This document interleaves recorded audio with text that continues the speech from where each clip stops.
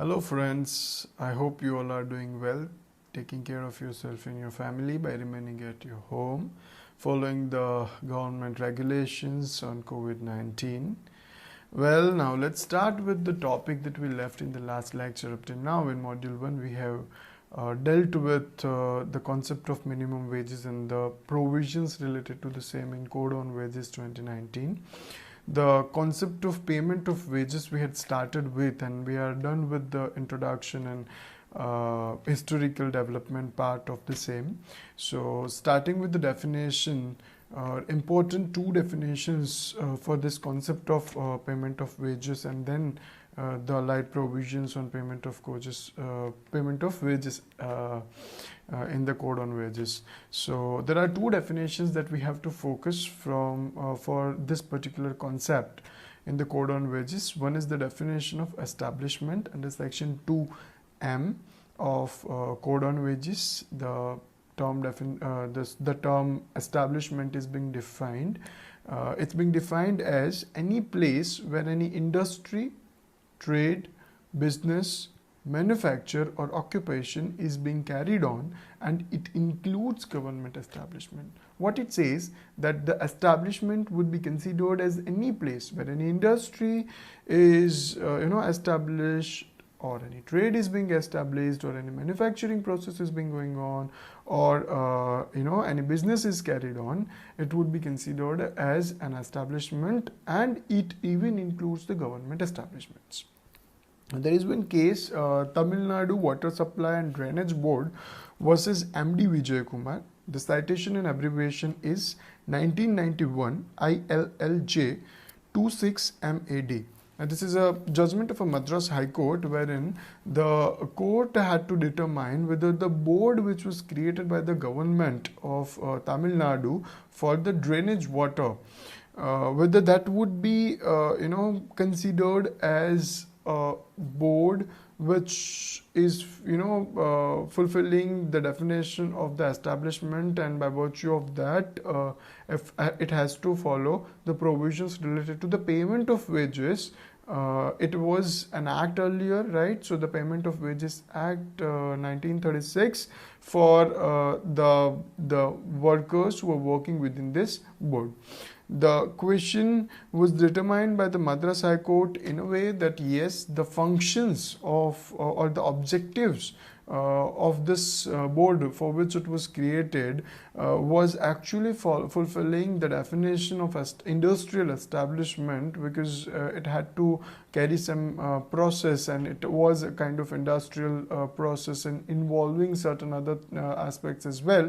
So it was held that yes, this would be considered a board which is established by a government for the drainage regulation and development of the drainage water as well as the drinking water, would be considered as an industrial establishment, and they have to fulfill the definition or the provisions related to the payment of wages. Now the second definition, which is very important, is again this is important from both the part of both the concept of minimum wages as well as concept on payment of wages. The definition is the definition of the term wages. Section 2Y defines wages. How it's being defined is the term wages is being defined as all monetary remuneration which are payable to any employee when at the completion of the employment or terms of employment would be considered as wages under this particular act. Under this particular code. Now this even includes the salaries and allowances and otherwise, and the inclusivity of the wages is being expanded by adding that it includes basic pay, diurnus allowance and retaining allowance. So basic pay is, as we all know, that what is a basic wage, a basic remuneration that is being fixed by the employer an employee with maybe kind of negotiation or any other way.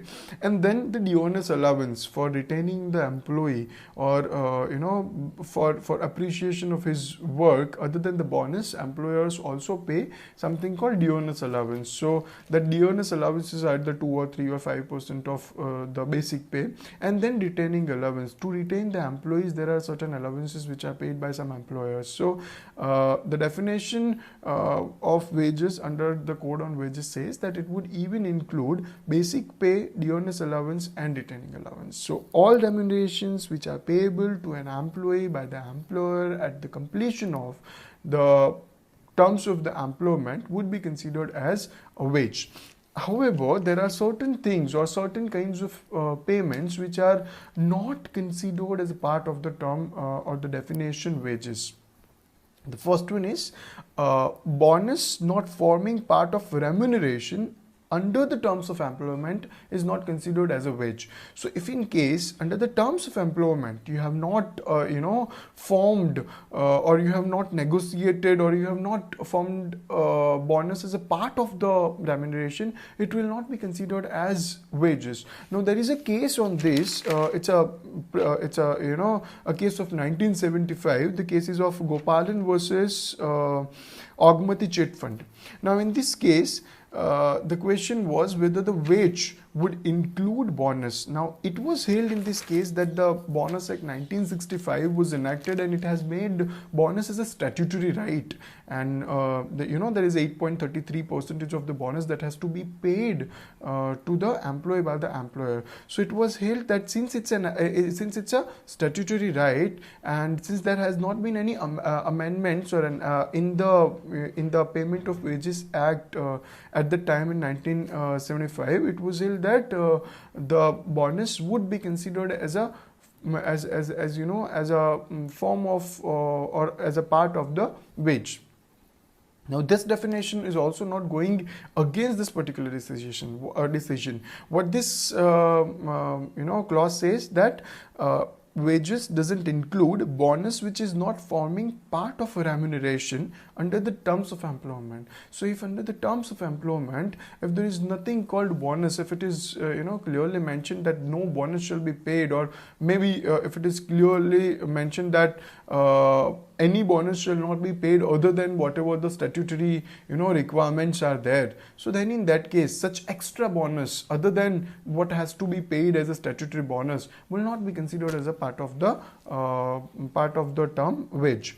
The second is a value of any house accommodation or the supply of water, light, medical attendance or any other amenity which is being excluded by the order of the government. If the government has, appropriate government, either the center or the state government, has excluded this value of house accommodation or the light, water or medical attendance to form part of the wage, it would not be considered as wage. Now why such notifications would come from the government? Because in certain cases employers would rather exploit the employees by stating that, see, I am also paying you value of your house accommodation, I'm also paying you light and the value of medical attendance, the water and everything. So your wages, your wages is inclusive of all these things, and hence employers would pay lesser remuneration to the workers. So the governments will take a call that no, all these things would not be considered as a part of a wage and shall not be considered as the something which is fulfilling something which is part of the definition of the wage.